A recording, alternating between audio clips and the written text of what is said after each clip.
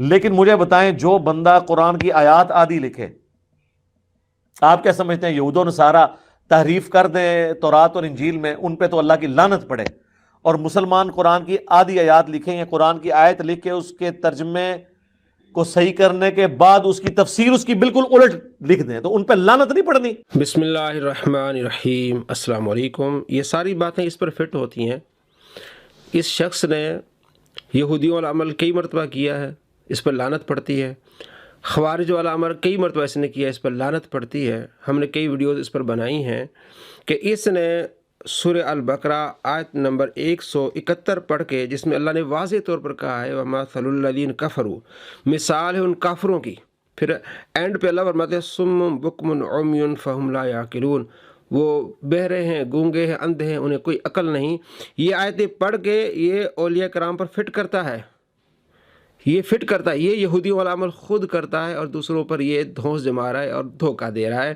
حضرت عبداللہ بن عمر رضی اللہ تعالیٰ عنہ فرماتے ہیں کہ خوارج اس سرزمین پر بدترین مخلوق ہیں، اس لیے کہ کفار کے متعلق آیات جو ہیں مسلمانوں پر فٹ کرتے ہیں۔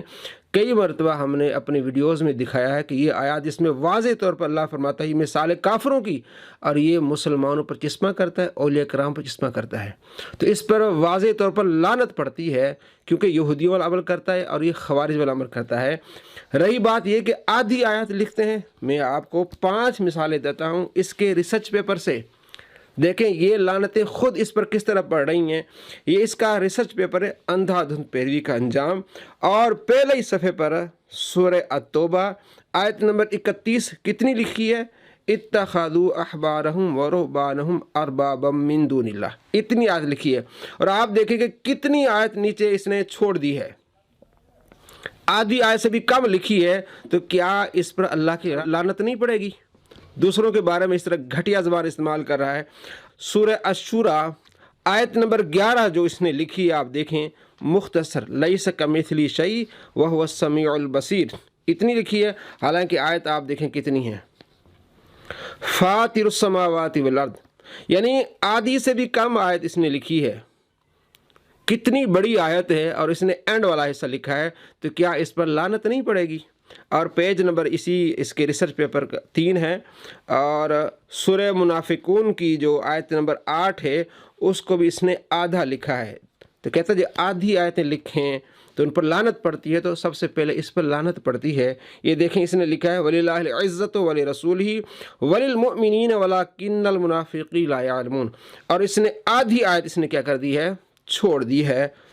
اور اسی ریسرچ پیپر صفحہ نمبر 4 پہ سورہ احزاب کی آیت نمبر 6 لکھتا ہے النبی اولیٰ بالمؤمنین من انفسہم وازواجہ امہاتہم۔ اب آپ دیکھیں کتنا حصہ اس نے چھوڑ دیا ہے، یعنی یوں سمجھیں کہ اس نے 5 حصے اس نے چھوڑ دیے ہیں اور صرف ایک حصہ اس نے ایک آیت کا لکھا ہے، تو کیا اس پر لعنتیں نہیں پڑیں گی؟ آدھی سے بھی کم اس نے لکھی ہے، یعنی چھٹا حصہ غالباً اس نے جا کے اس کا لکھا ہے، تو کیا اس پر لعنت نہیں پڑے گی؟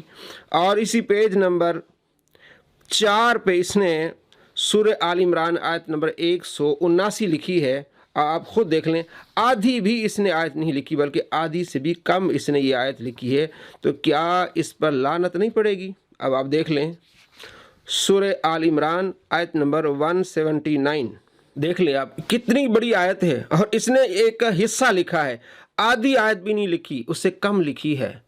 تو آدھی آیتیں لکھ کے جن پر لعنت اس نے ڈالی ہے، جو آدھی سے بھی کم آیتیں لکھیں اس پر کتنی لعنتیں ہوں گی؟ اصل بات یہ ہے کہ جتنے بھی مصنفین ہیں وہ آیت کا ایک حصہ لکھتے ہیں، پھر اسی سے استدلال لیتے ہیں اور اشارہ کر دیتے ہیں کہ اگر آپ نے اس کو دیکھنا ہے تو پوری آیت آپ دیکھ سکتے ہیں، پڑھ سکتے ہیں۔ یہی کام مفتی احمد یار خان نعیمی رحمۃ اللہ علیہ نے، آیت کا ایک حصہ لکھتے ہیں، پھر اس کا سپارہ نمبر بھی، سورت نمبر بھی، آیت نمبر بتا دیتے ہیں اور خلاصہ نیچے لکھ لیتے ہیں۔ اب اس نے اتنا ان پر جھوٹ بولا اور یہ کہا کہ جناب قرآن میں تبدیلی کرنے والا مفتی، قرآن میں تحریف کرنے والا مفتی، بھی قرآن تو پورا انہوں نے لکھا ہے۔ اگر قرآن میں تبدیلی کی بات ہے تو وہ آدھی آیتیں تو آپ نے بھی لکھی ہیں، 5 مثالیں ہم نے آپ کو دی ہیں۔ تو یہ اس طرح دھوکہ عوام کو اس نے دیا جیسا کہ مفتی احمد یار خان نعیمی رحمۃ اللہ علیہ نے دلیل دی، آدھی آیت پیش کی اور آدھی آگے انہوں نے چھوڑ دی، حالانکہ ان کا یہی بھی طریقہ ہے को आयत का हिस्सा लेके वो आगे उसको छोड़ देते हैं, यानी कि कारी के लिए कि वो उसको देख भी सकते हैं, और एंड पे उसका मफहूम बयान कर देते हैं। अब दूसरा बाब है मसला हाजिर नाजिर पर एतराज़ात के बयान में। पहला एतराज़ उसका उन्होंने जवाब दिया। दूसरे एतराज़ यानी मोतरज़ीन एतराज़ करते हैं 3 एतराज़, उन तीनों को उन्होंने लिखा कि ये आयतें पेश करते हैं। पहली आयत वमा कुंत लदैहिम इद युल्कून अक़लाम, आयत का हिस्सा लिखा। दूसरी वमा कुंत लदैहिम इद अजमउ अमरहुम, फिर इसी तरह वमा कुंत बिजानिबिल गरबी इद क़दैना इला मूसल अमर, इस बात को इसने ज़्यादा उठाया है।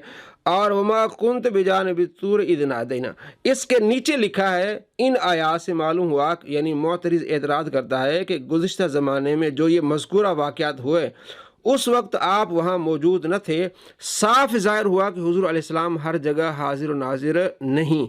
अब देखें, जो आयत का हिस्सा उन्होंने इशारतन छोड़ दिया था उसका मफहूम आगे बता दिया कि मोतरज़ ये कहता कि हर जगह हाजिर नाजिर नहीं है, तो कहते हैं हमारा ये मौक़िफ़ नहीं कि हर जगह हाजिर नाजिर, आप अलैहिस्सलाम हर जगह जिस्म के साथ हो, ये हमारा अकीदा ही नहीं है। पहले आप हमारे अकीदे को समझें। जवाब देते हैं कि ये सवाल इस वजह से है कि मोतरज़ को हाजिर नाजिर के माना की खबर ही नहीं है। हम पहले अर्ज कर चुके हैं कि हाजिर नाजिर की 3 सूरतें हैं। एक जगह रहकर सारे आलम को देखना, आन की आन में सारे आलम की सैर करना, एक वक़्त में चंद जगह जाना। यानी मोतरिज़ हमारे मसले को, हमारे अकीदे को समझा ही नहीं, उसने एतराज़ कर दिए। तो आयत का हिस्सा लिख के फिर तमाम आयत का पूरा मफहूम लिखा, जिस पर मिर्ज़ा ने घनौना और घटिया एतराज़ करके कहा जनाब मुफ्ती साहब ने कुरान को तब्दील किया है।